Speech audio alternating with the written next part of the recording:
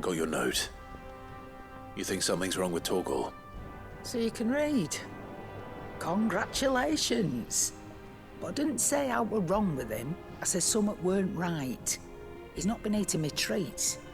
He used to love cracking the bones from Molly's boiled brown, but now he won't so much as look at them. Didn't like him. Which is why I'm of a mind that his mind's on something else. You've not been working him too hard, have you? No harder than usual. Is that it, boy? Do you need a rest? What was it you said he was? A frost wolf? That's what the lawsman seems to think. Then maybe this all has something to do with whatever it is that's woken inside him. I suppose things have been different since Rosalith. Perhaps Hippocrates knows something. Instead of everything, you mean? Perhaps.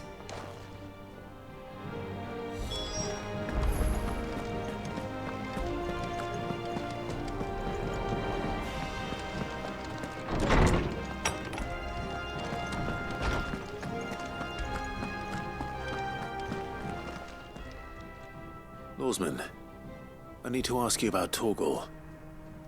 Something's not right with him. He isn't ill, is he? I don't think so. But according to Lady Karen, he seems to have lost his appetite, which is certainly a new development. She says he's hardly been touching his bones of late, and she believes it may have something to do with what happened at Rosalith Castle. I rather think she might be right, though not about his appetite. All canids are instinctively inclined to crack open bones for the rich marrow that resides within, and I see no reason why a frost wolf should be any different. Accordingly, I suspect it is not a lack of appetite that afflicts Torgal, but a surfeit of it. If we assume that his newfound magics require additional nourishment to sustain, it may well be that the bones Lady Karen is accustomed to providing are no longer sufficient. Frost wolves, after all, habitually prey upon far larger animals, whose bones may yield altogether different nutrients. As to where one might find a suitable substitute, some antelopes that graze the meadows of eastern Rosaria have been known to grow to a size more than double that of their lesser cousins. I don't recall ever seeing any that large. And little wonder. The oldest and largest such creatures rarely leave the safety of the highlands for fear of predators. The last elder antelope sighting I recall hearing about took place near Cressida, and that was long before the village was abandoned. Even so, it seems like a good place to start. Good hunting, Clive.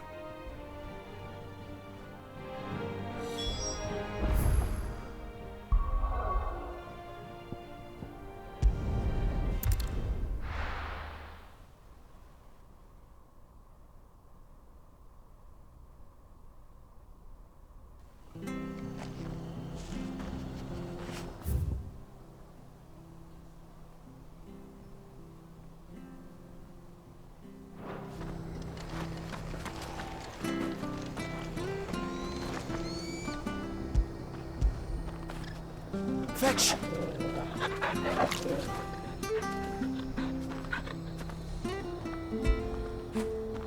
That'll feel good, boy.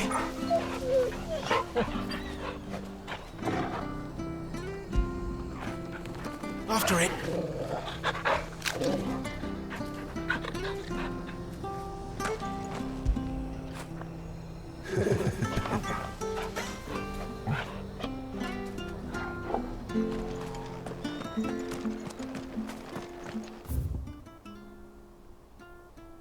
She had a man of Grieger. Please.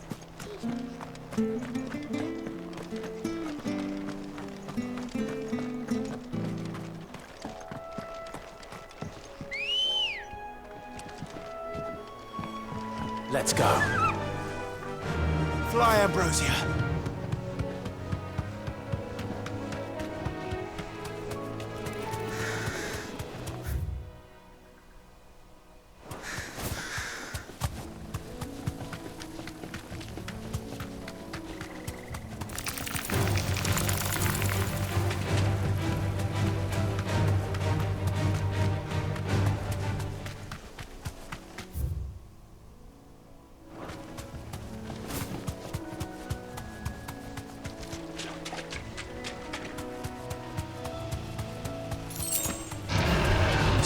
easy.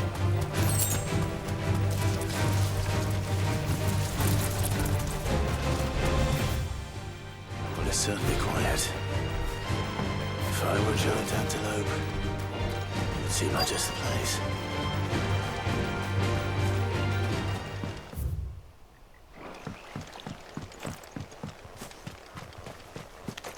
I doubt we'll find one bigger than that. You hungry, Torgal?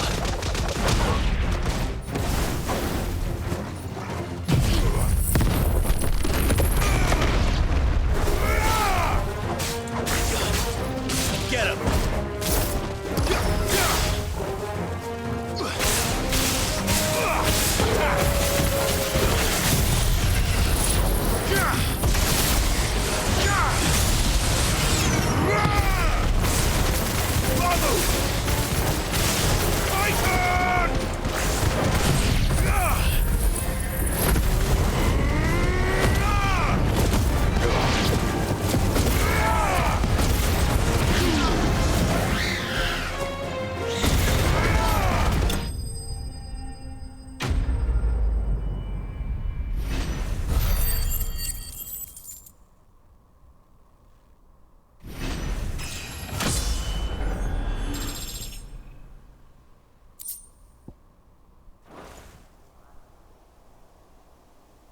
Now,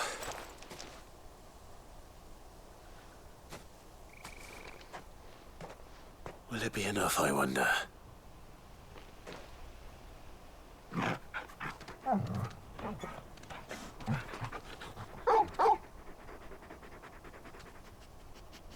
I say that answers my question, which means we owe the lawsmen our thanks. You're just a big puppy, aren't you? A very big puppy.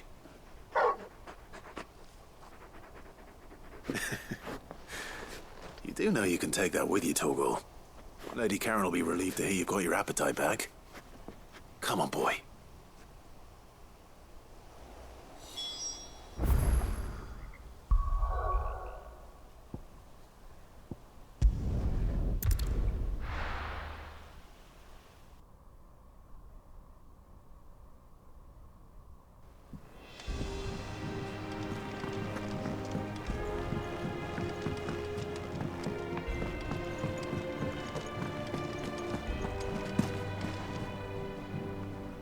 I noticed you and Torgal had gone off somewhere. Take him for a walk, did you? You could say that.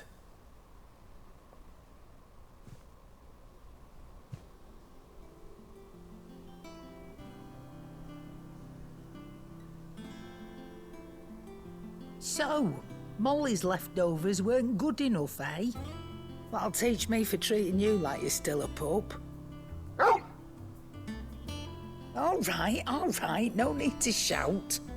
Now we know what you're after, I can see about getting some in. Speaking of which, I brought one for later. Can I leave it with you?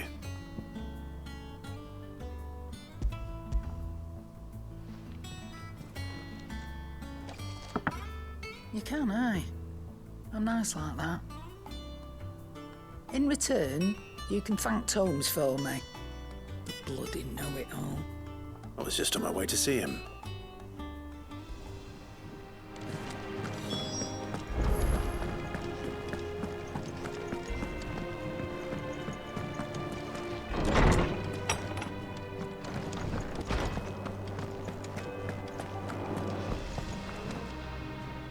Ah, Clive.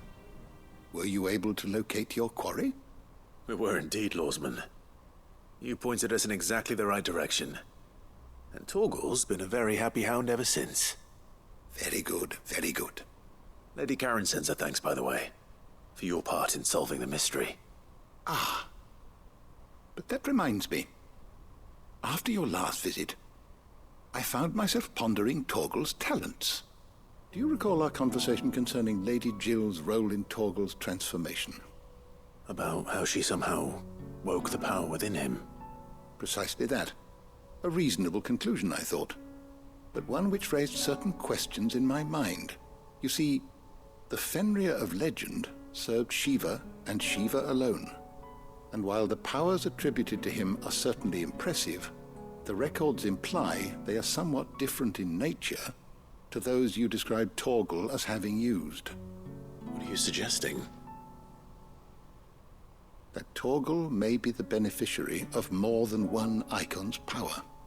Consider that in addition to Lady Jill, he has served as a loyal companion to you, your brother, and even the late Cid. In short, the icons hitherto near at hand, or should I say at paw, have been diverse and plenty, and that number has only grown as the realm's dominance have fallen to your sword. One can but speculate as to how all of this has affected Torgal. He has seemed more fierce of late.